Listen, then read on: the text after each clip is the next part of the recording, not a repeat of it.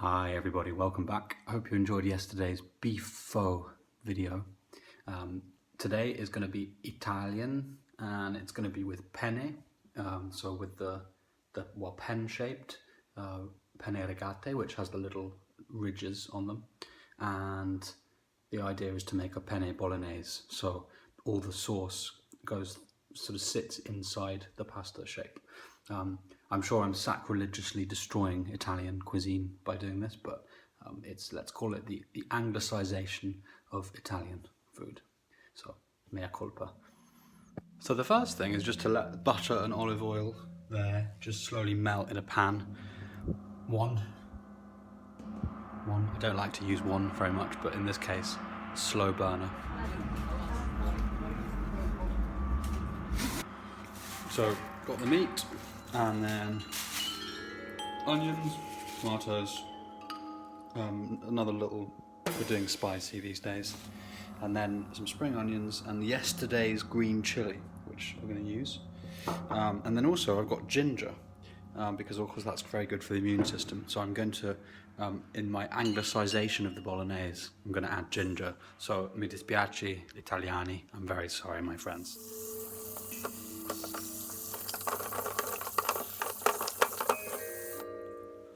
I think it's worth saying at this point that in true British style, we call the spaghetti bolognese Pen-Bol.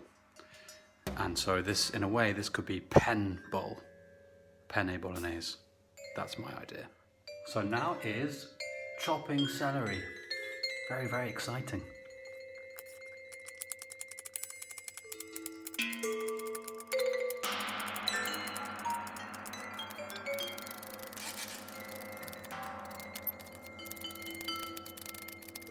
So right now, the celery is going to go into the pan of olive oil and butter.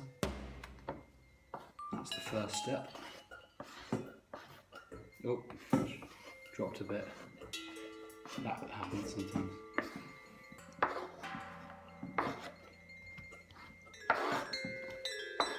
It's actually quite boring really, isn't it? But it's nice that you're watching it this far.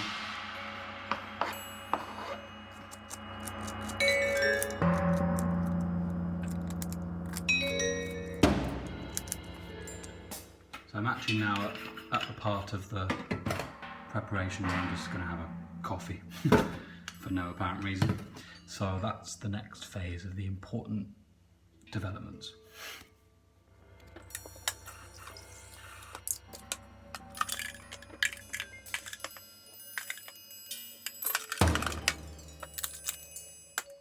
So because this is let's say a departure from a traditional bolognese, I'm going to use ginger, which of course is brilliant for the immune system. So I'm going to chop some ginger around the same size as the celery and the onions, throw that in there with everything else, and hopefully that will help the old immune system.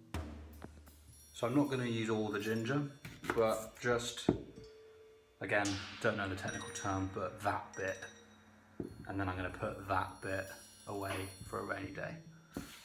And then also garlic as well, because we're not going to see any human beings in the social distancing, so let's have all the garlic, please. So, yeah. So that's basically onions, ginger, garlic, red chili, celery, and starting to smell really nice. I've actually gone a bit wild and it's now on 2.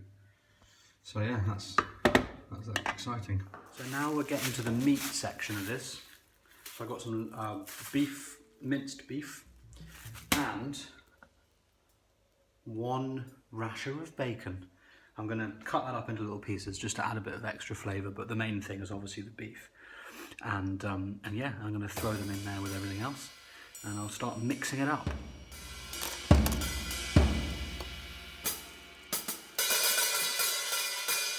So that's 1 rasher of proper British Danish bacon. And now I'm going to add in the minced meat, or mincemeat. So I'm not really a cooking show person. I've never quite got it. And this is kind of the reason why, is that now the smell of this is just beautiful. But you're never going to know that. And that's kind of why I don't really get cooking shows. But it does smell really nice, I promise. So that's the mince starting to integrate itself with all the other vegetables. And now it's time to start getting a bit juicier. So next up is going to be adding, I've got 4 tomatoes, and then I'm going to add some beef stock and a little bit of milk to thicken things a little bit, and then I'm going to let that simmer, and that's going to simmer for about 3.5 hours, and then things start getting really nice. So we have our beef stock, chopped tomatoes on top there. That's going to go in there like that. I've also put a little bit of tomato puree. Oh look, there's a bit left, so I'll salt that up. A little bit of tomato puree, and now I'm going to stir this in and just make a big mixture of all the stuff, and then I'm going to put the lid on this, and then I'm going to put my feet up for 3.5 hours. So I will check back in later on. The wonderful lid going on, leaving that on there for a while. Staying on, actually you know what, I'm going to bring it down to 1. And there it is. So a little update, we're an hour and a half in. Having a cup of tea, and it's looking really nice and smelling nice. Sort of, yeah, bubbling away. So I've also got some nutmeg here, which I'm going to slightly grate on top, just for a bit of extra stuff. I'm using the traditional Guatemalan style of nutmeg scraping.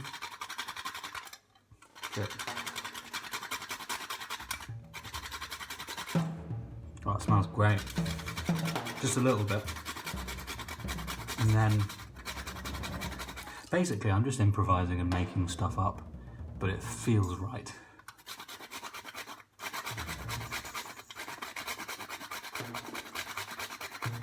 Okay. Then also, a really important part for cooking is, is obviously red wine. Just to keep yourself enjoying the process. So I have to apologise again to my Italian friends. Normally we would definitely use Parmesan, or one would use Parmesan. I'm going to use Caledonian Scottish vintage cheddar, which I'm going to grate and use that instead of Parmesan. Mainly because I don't have any Parmesan, and I think it's not really the time to pop out and get Parmesan. It's a first world problem. So I'm going to do that. I'm going to do some grating, and we're almost there. So there's a nice bubble simmering away as the sauce thickens. I've gone nuts, and now I'm on 3, which is really pushing the boat out a little bit. But there we are. Lovely, lovely simmering bubble. So we're getting to the finishing line now. I'm going to use the very traditional technique of measuring out the penne into the boiling water, which is just put it all in there. Just throw it all in. That's how they do it. I've put lots of salt in the water. It's supposed to be like the sea, so it's really salty. Give it, 10 minutes? So we have this al dente thing, and then we're going to start serving it up, or plating it up, as the professionals say.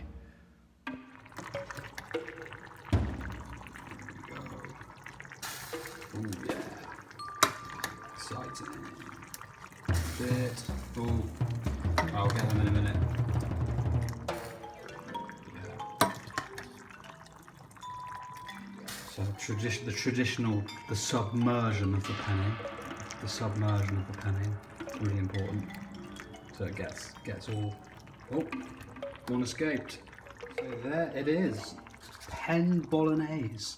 And if you see, what's lovely about it, it's not happening all together yet, but if you have the little holes should get full of the sauce, which is what I'm doing now. I'm doing the traditional technique of mixing it all up a little bit and stuff, and then it's going to be ready.